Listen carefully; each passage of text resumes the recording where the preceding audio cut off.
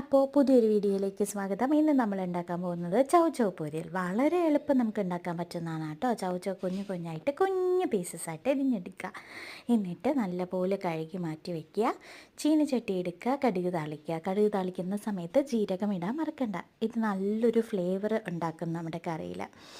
പിന്നെ എണ്ണ നന്നായി ചൂടായ ശേഷം അതിലേക്ക് തന്നെ 1 സ്പൂൺ അളവിൽ മുളക് പൊടിയും മഞ്ഞൾപ്പൊടിയും ആഡ് ചെയ്ത് കൊടുക്കുക. നിങ്ങൾക്ക് എരിവ് കൂടുതൽ വേണ്ട എന്നുണ്ടെങ്കിൽ കുറച്ച് മുളക് പൊടി ആഡ് ചെയ്താൽ മതി. എന്നിട്ട് ഈ ചൗചൗ അതിലേക്കിട്ട് നന്നായിട്ട് വഴറ്റിയെടുക്കുക. നന്നായി വഴണ്ട് വന്നതിന് ശേഷം മാത്രം കുറച്ച് വെള്ളം ഒഴിച്ച് കൊടുക്കുക. ഇതൊന്ന് വറ്റിപ്പരുവാകുമ്പോഴത്തേക്കും അതിലേക്ക് മല്ലിപ്പൊടിയും സാമ്പാർ പൊടിയും ഇട്ട് കൊടുക്കുക. രണ്ടും ഒരു സ്പൂൺ അളവിൽ മതിയാവും.